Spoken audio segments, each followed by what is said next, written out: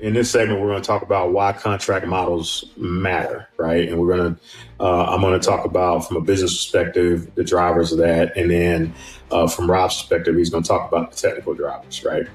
So at its core, right, a contract is a legal thermostat of a program, right? It is determines who carries what risks, what are the upsides, how changes are handled, how performance is judged. But in aerospace and defense, these decisions are not just financial. They ripple into the entire value stream, from engineering, procurement, testing, sustainment, and even administration, right? Like what kind of reports we need to give out.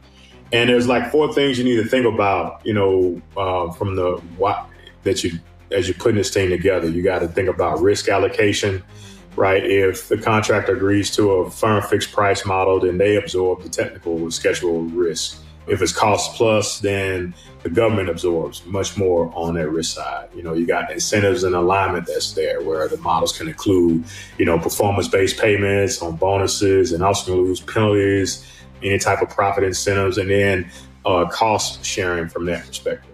And then you got change management, flexibility, and particularly when you have these long, complex programs like a missile program or hypersonics or satellite, right? You think about change is always inevitable, but the contract must support or restrict the ability to adapt to what's happening. And then, like I talked about earlier, the administrative stuff, right? Certain contract types really will deal with, accounting and cash flow and how you forecast and how do you think about how you actually acknowledge a unit of sale of that contract. And for us accounting people, that matters a lot. So that's what on the business side. Rob, what do you got on the technical side? Just really get into some examples for us. Yeah, and I'll anchor this with 2, quick examples. So from a firm fixed price standpoint, let's say the scenario is when you bid what you think it will cost and deliver to that price. But, suppose an unexpected design challenge emerges midstream that, you have to account for that cost. Who eats that cost? And that's going to be the actual contractor is going to eat that cost. Right. So that's great for the customer because they are just focused on predictable costs. But it's really dangerous for the contractor because in this high tech, high software, high uncertainty domains that are going on right now with AI and, machine learning and all that, it's a lot of unpredictability in that, cost that we want to, move forward with. Second example is really going to get around cost reimbursement. So that's like the CPIF, CPFF. In this example, the government reimburses allowable costs plus a fee or an incentive. So you reduce the risk of surprise problems down the road because you have that cost fixed in into the actual proposal.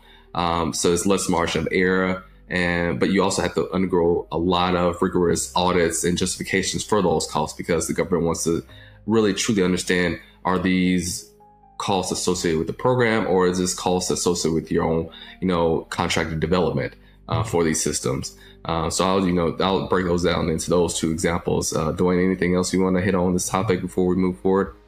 Yeah, you got hybrids, right, that occur at combinational contracts like a T&M or time and material contract or IDIQ, indefinite delivery, indefinite quantity type contracts. You got these recurring tasks that you might want to do that shows up for like maintenance and operations sustainment, that shows up in like performance-based or logistics contracts, usually on the back end of the value stream, or those outcome-based contracts where, hey, you do X, you have to perform X, has to come to this, and then you get the profile. We'll unpack how these contract models really will best to a mission profile later on in the podcast. Before we jump back in, please hit subscribe on your podcast platform, right? It helps us continue to bring this content to you.